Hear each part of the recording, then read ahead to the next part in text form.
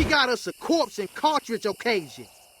Welcome back to the channel, everyone. Today I have a few different topics that I want to talk about and sort of bounce between.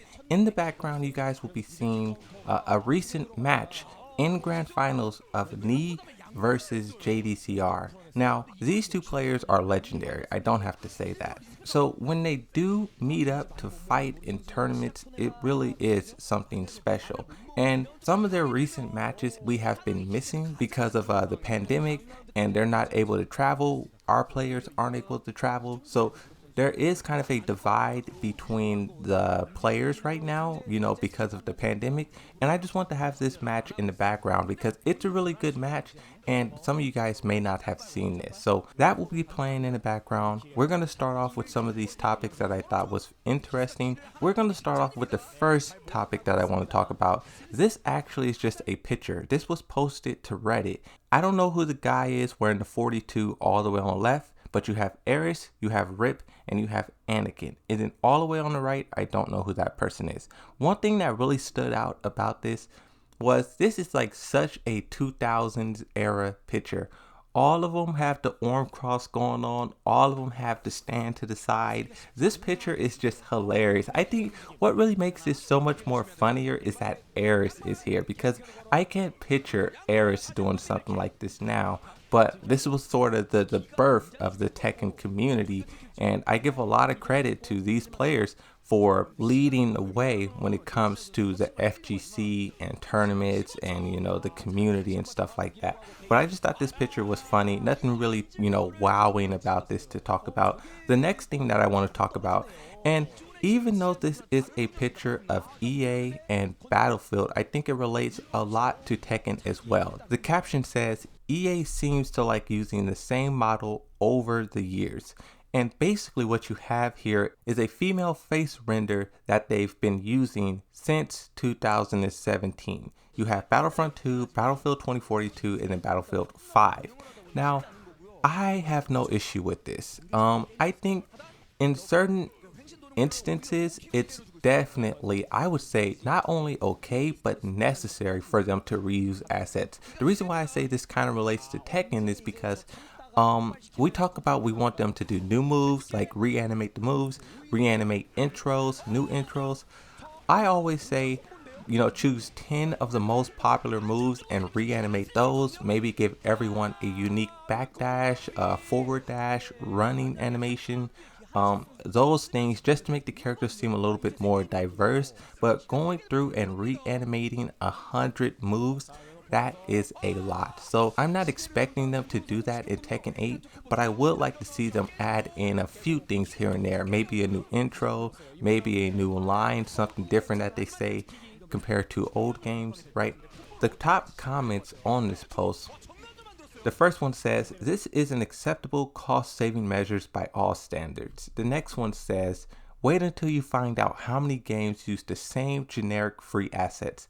That's another thing to consider. If you guys play the Battle Royale genre, games like PUBG, H1Z1, DayZ, those games use the same generic free assets, and the reason why they do that is because the textures and stuff isn't really important.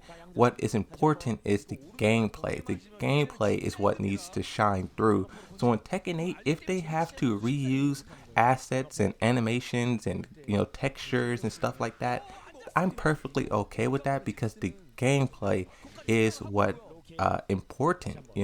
The next thing that I want to talk about, this is a tweet from Overflow Josh Roman. Now, I don't know who this person is, but this tweet made a really good point. It says, Mortal Kombat really nailed having personal character interactions. I would love to see Tekken do the same.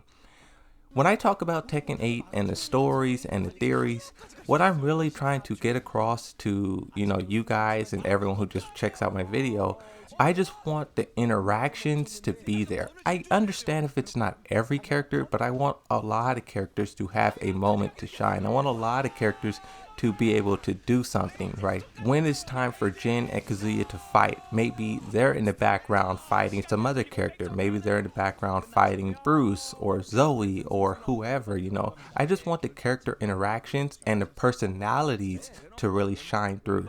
I think in Tekken 7, the personalities of a lot of characters were boiled down, but I just thought this tweet was really cool, and it sort of shows the difference between Mortal Kombat and Tekken. The next thing that I want to talk about is a screenshot that Speedkicks posted to his Twitter.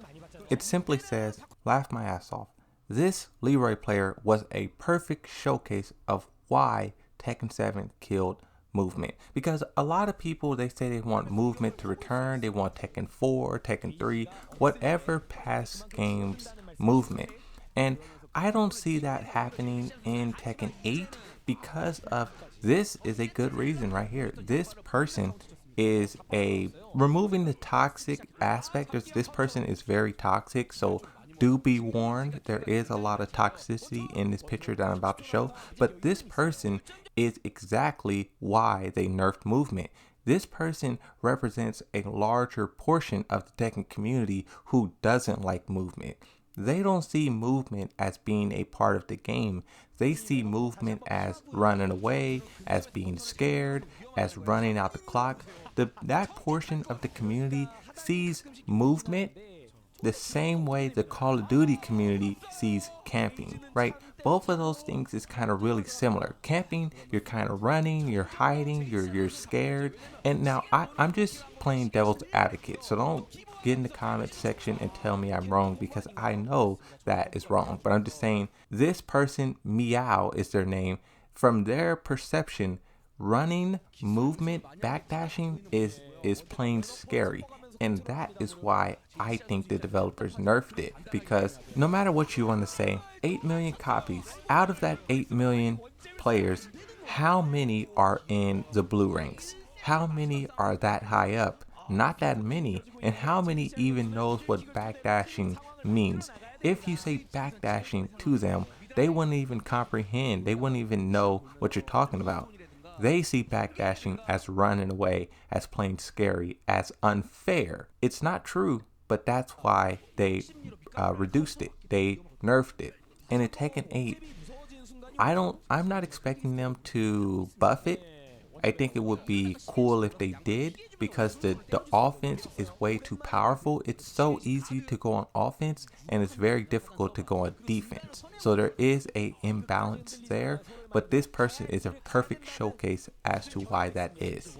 Let's continue on to the next topic. Now we're going to talk about a tweet about Landon D. Landon D is someone that I've been talking about kind of a lot recently, but before we do that, we have a tweet from Speedkicks about Landon G. It says, "Guys, I see your DMs, but I don't have any public Discord or coaching stuff. But if you're anywhere from Gimbu to Tekken God Prime and trying to get solid at Tekken 7, I highly recommend TK Landon's services." So basically, Speedkicks doesn't do coaching, but Landon D, I guess, does. So I kind of take what Landon D a little bit more seriously. I'm not saying that I wasn't taking it serious before, because I did a few videos specifically about Landon D already, but I'm just saying, like, I think if Speedkicks is backing Landon D, then that makes me more happy to see what this person has to offer and to see their points. One thing that I want to talk about when it comes to Landon D is a tweet. This tweet simply says, "I try to spit facts, but none of y'all want to listen." And what it is a screenshot of JDCR playing Tekken. And the quote, the translated black box says, "Tekken is a game where you play super, super boring until you can fish for big moves at the end." And I think that is very, very true in a way. Tekken, there's a lot of movement, there's a lot of backdashing, spacing, footsies. You see at the very high level, they do a lot of poking, down forward twos. That's why the down forward two mix up is so powerful in Tekken, because that, like he says, fish for big moves. The down forward two is the best way to do that for a lot of characters. And I think when you compare it to beginners or lower ranks, I think the biggest mistake a lot of players make is they skip the super, super boring aspect, right? The footsies, the spacing. A lot of new players, I see they just want to go in and they want to try the biggest launcher possible. And the reason why I know that is because I myself, like 6 years ago, 7 years ago, was that beginner going out and doing that. The biggest launch I could do, I would run up in your face and do it over and over and over, even though it's not working. So I just think this is pretty good statement from JDCR, and I think if you're struggling with gaining a little bit of ranks, this is something that you should process. Maybe you should play a little bit slower, and it's okay if the match is boring right now, because once your opponent makes that opening, you will be able to take advantage of it. Now the next thing is a tweet from Reinhardt, and this kind of talks about the same thing, even though it's a little bit different. Reinhardt says it takes years for pros to develop the high level that you guys love to watch on streams, etc. But we can't do that forever. So you have to be understanding as players want to move on to new/different games. With that said, playing one game does not signal that you're quitting another. Now, the first part kind of ties into landing D, but the second part kind of ties into sort of moving on. We see a lot of content creators moving on from Tekken 7. Whether that is playing Street Fighter, whether that is playing KOF, Guilty Gear, or just outright leaving the FGC and playing like Call of Duty, God of War, whatever. But I do think once Tekken 8 comes around, once the game is announced, I think you'll see a lot more people returning and practicing to prepare for Tekken 8. Even though people are leaving, I think people will make a return. Now the last two are comments from my channel. Sad Adam says, dude, can you please make a video on soundtracks of the Tekken series? Now I would love to make a video about the soundtracks of Tekken, but it's very difficult to capture sounds from many different games, many different decades, and put that into a video. It's a lot harder than just making a tier list or something like that. But if I had to say what song I want to be in Tekken 8, what OST, it would have to be Anna's theme. I'll play a little portion of it so you guys can see what I'm talking about, but that by far, that is one of my best audio soundtracks in Tekken history. Point blank, I love it.